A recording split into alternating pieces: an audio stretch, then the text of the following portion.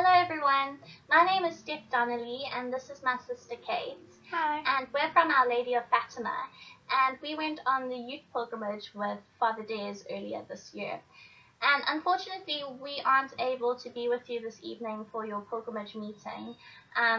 So we thought that we'd video our experiences and hopefully you get to see it tonight. Because our experiences have really been life-changing. I know everyone always says that, but until you really experience going on a pilgrimage, you'll never understand. You'll never understand what we're talking about. So you need to go, okay? Yeah. You have to go. And you're really lucky that you get to go with Father Des because I can't imagine going with anyone else because he's so knowledgeable and he's just the best. And you're really lucky that you have him as your parish priest. Yeah, you took him away from us.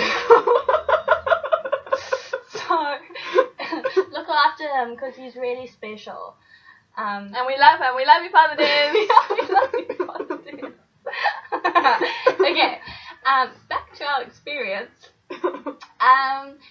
First, I think we should talk about the airport situation because that alone is an experience. Yeah, and you do need to know what to expect and stuff. Yeah. So the security with LL, the airline that you'll be flying, is completely different to South African Airways or anything like that. They're really jacked up with the security. Yeah, they're quite strict. Yeah, they are. We had to get interviewed individually, and they ask you all these questions, intense questions about who you're with, do you know these people, what parish do you belong to, what mass do you go to, what time, where you're going, what are you doing while you're in Israel. But nothing to stress about, just as long as you answer honestly. Yeah, and Father Des knows everybody there, so... Yeah, it's really fun. It really is. But it's just it was an experience for us because we've never travelled by ourselves without our parents before. So we were a bit nervous, but it was fun. But it also kind of gives you the comfort that because they're so strict, nothing bad will happen. Yeah. It's super safe. And then apparently they check your bags, but they didn't check our bags. So hopefully they won't check yours. But it's not the end of the world if they do. Yeah. They won't do anything. So that part was fun. The flight was fun. And then we arrived there and we met our guide, Alan. Alan. He's so funny. Yeah, he is really funny. He's from America and he's Jewish. So he took us around the whole pilgrimage. He took us around Israel. And because he's Jewish, he would have more knowledge about the Old Testament and the Torah, obviously.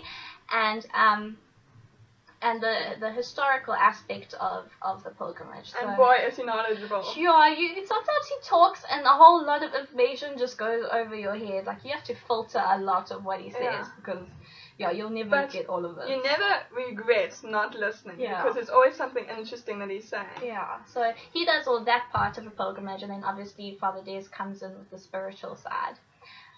So we arrived there and it's really hot, but it's not as humid as Germany. No, I think it's nice heat, if you know what I mean. Yeah, except when you get to what's that mountain called? Mount Masada. Mount Masada was 45 degrees or something. That was a nightmare. But you'll be fine. You'll be fine. You drink lots of water. Yeah, and they offer water on the bus. Yeah. So keep drinking water. You need it.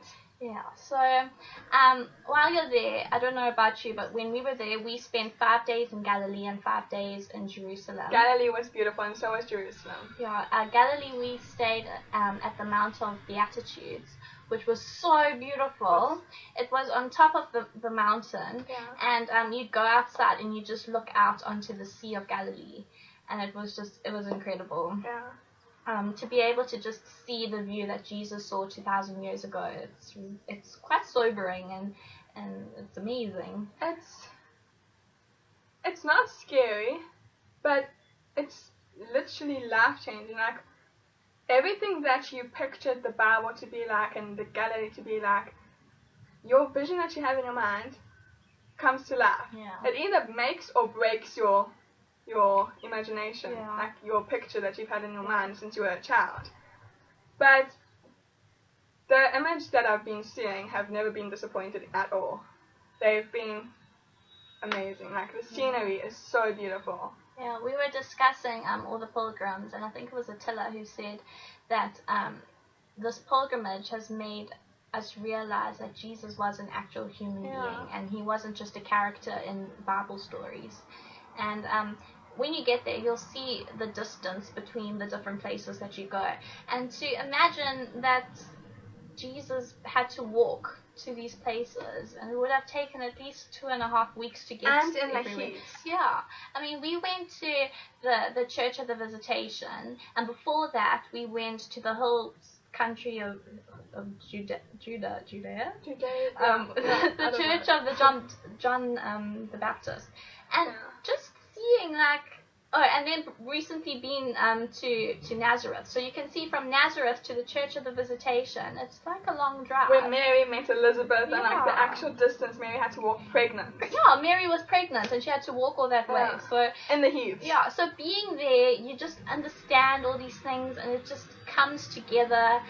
And Galilee was really, really special. That was my favorite. My favorite part of Galilee was going to Capernaum. We went to the town of Capernaum, and we saw the ruins of the synagogue, and we got to go inside and sit inside the synagogue, and we read John 6, and John 6 happened in Capernaum. And that was just incredible, because I think that's the one place where you get to go inside the ruins, and nothing has really changed. Like it's almost the same as it was in Jesus' time. Yeah, but obviously it's ruined. Yeah, there's no roof or anything. Yeah, there's no roof, but the pillars are still there. Yeah. Everything looks real. Yeah. It was incredible. You sit there and you read John 6, and you can imagine that Jesus was like standing in the synagogue and preaching, and then outside the synagogue there's a whole lot of houses, the ruins of houses, and there's Peter's house there, and there's a church built on top of Peter's house.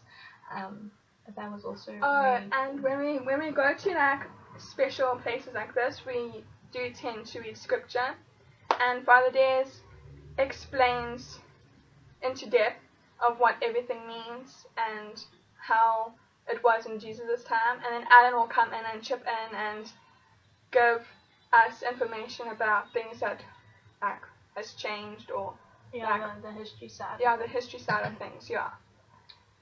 So that was really amazing. The Sea of Galilee was also incredible. We went and we got to put our feet in the water. So that was cool to be able to be inside the water special. That Jesus was in. You'll love it. Yeah, it's incredible. I'm so excited for all of you. So Galilee was really special. We didn't want to leave. So we know what Jesus must have felt like when he had to make the trip to Jerusalem. It was heartbreaking for us. Yeah, we were so upset as soon as we got onto that bus to drive to the city. The bus wasn't silent, because usually us traveling to place, we usually sing songs. We'd be singing and joking around. Yeah, on the way from Galilee to Jerusalem was dead quiet. Yeah, because you know that you're making your way to the city where it all happened, where Jesus was crucified, and it's really emotional. Yeah. When you get to Jerusalem, it's like overwhelming. The walls and the gates are massive, and it's like walking through a time capsule, and you're just walking into the city. You've never been to a city. Like you lose concept of time, completely. You almost feel as though you've gone back in time in Jesus' time. Like if you would look around, you might see Jesus walking along the street or something. That's how I felt. Yeah. But that whole day was so emotional. There was just so much happening. Yeah. It was the first day that we went to Jerusalem, and we did the Via Dolorosa, which is the way of the cross. So we did the Stations of the Cross of Father. That was beautiful. It was incredible. I cried the entire time. Me too. And it was really scary, because the Via Dolorosa starts in the Arab Quarter. There's different parts of Jerusalem. And the Arab Quarter is where the first station was. And between the second station and the third station, there was a bit of a walk. So Father said, well, why don't we sing on the way to the third station? Like, oh. So now we had to openly express that we are Christians, and we are now in a Muslim area. So we sang, "Were you there when they crucified my Lord?" It was so scary, but so incredible at the same time. Everyone would just stop and look. And Father said that they're probably amazed that they don't often see young pilgrims. Yeah. I think the youngest pilgrim was Jeremy. He was 14. 15. Yeah, 14 or 15 years old. And then there's, great man. Yeah, and then there was Attila who was like 31. old belly. But yeah, so that was really emotional. Again, it's something that you'll have to experience for yourself, but it was really powerful. All the churches are so beautiful. You've never seen churches like that before. And if you please take the chance to sing in every single church, even if they tell you to keep quiet, sing. Yeah, don't listen to them. The acoustics are amazing. We sang in St. Anne's Church. That was beautiful. It was incredible. I don't know what else. We also renewed our baptismal gathering. Yes, at the River Jordan. Yeah, River Jordan, we renewed our baptismal promises. That was very special, and also because Father Des was in the water with us, we were like, hey, you're like John the Baptist here. Yeah, I think it was also special. There were 12 of us, and then Father Des, so it was like Jesus and his apostles. And every day we would celebrate Mass. Yeah. So, and then I think the most specialist. I don't know.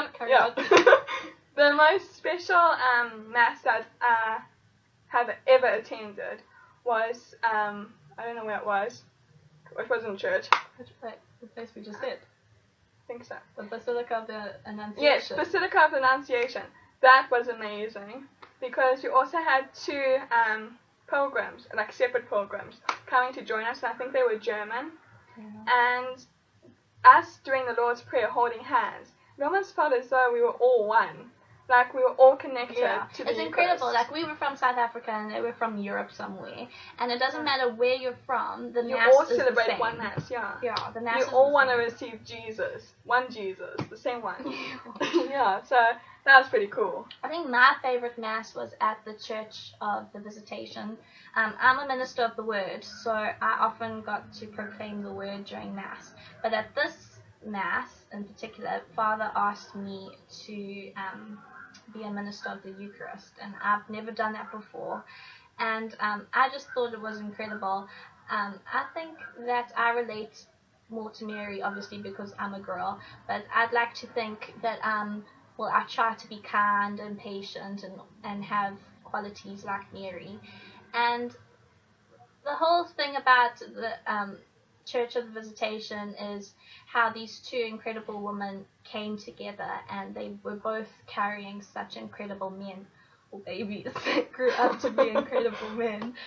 And I felt like I was Mary in a sense, because Mary gave Jesus to the world, and during that Mass I got to give Jesus to my fellow pilgrims through the precious blood, and I thought that was pretty incredible. And also receiving the Eucharist for some reason was completely different. Like, it felt completely different from when before I went on the pilgrimage. Like, even now when I celebrate, or when I celebrate Mass, when I go to Mass and receive the Eucharist, I try to keep my eyes closed to go receive the Eucharist, and I almost picture myself in Israel.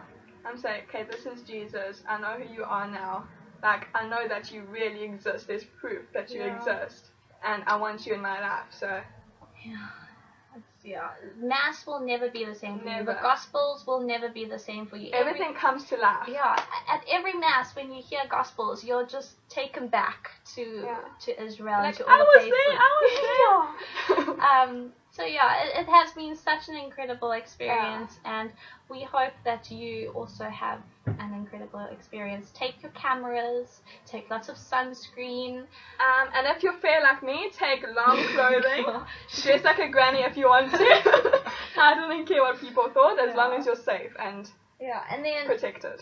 We didn't all do this, but Father asked us to bring like a journal of some sort, and then at the end of every day you just make notes about the day. And then Alan, because we go and visit a lot of national parks, so you get a whole lot of like brochures and things of just a whole lot of information, and it's just really nice to keep everything. So I have my air tickets and everything inside my journal to keep forever. So that's just something, and and I also want to add that this pilgrimage, or this year, because I'm in matric and it's extremely stressful and a whole lot of stuff's going on, and I'm being confirmed this year. So I've been extremely privileged to have gone onto this pilgrimage because it's strengthened my faith, it's given me proof, and like I don't know what it is, just like comfort to like know that I know what I'm going into, I know what I'm committing to, I know like what I'm getting myself into in a nice way. But like I almost believed in Jesus because I had to, because like everyone said this was a real person in the Bible, he was the Son of God, blah blah blah blah blah. But going to Israel, I was like, okay, I believe him now. Like, there's proof that he was alive. Yeah, everything is just so real, and your faith just grows just by being there, and so I'm extremely blessed also to have like Father Dares, being our leader. We've known Father Dares our whole lives. Father was since before we were born. He knew us. Father was our parish priest at Fatima for 25 years. He didn't baptize me. He baptized me. And we went through most of the sacraments with him, so it was really special to experience it with him. And he's my godfather, so just name dropping there. He's very special to us. Yeah, he is very special. So take advantage of him, well, not in the bad way. And we're just really excited for you, and we hope that you have the most incredible experience. And take something home with you, not physically, but like spiritually. Yeah. Like, don't just go on a pilgrimage to say, okay, what am I expecting? Come on, feelings. I want something. You have to put the effort in to get something, but not too much. But because it does come naturally. And I promise it will happen. It will happen. Sometime. We've had so many experiences. And they've all been so amazing. Lloyd, one of the other pilgrims, he's like 31, and he's this big guy, and he broke down in tears. He burst into tears. There was one night where we were all sitting around the couch in the hotel, and we all just burst into tears. We were like, this is such an emotional day. So this video is now nearly 18 minutes long, and we apologize that we've been rambling, but we could go on about this for days and days because it was such an amazing experience. So, we just hope that you have the most amazing time. And you must go. No excuses. You must go. Book it now. Yes. Okay. Well, I hope that you enjoy the rest of your meeting, and Okay. Bye.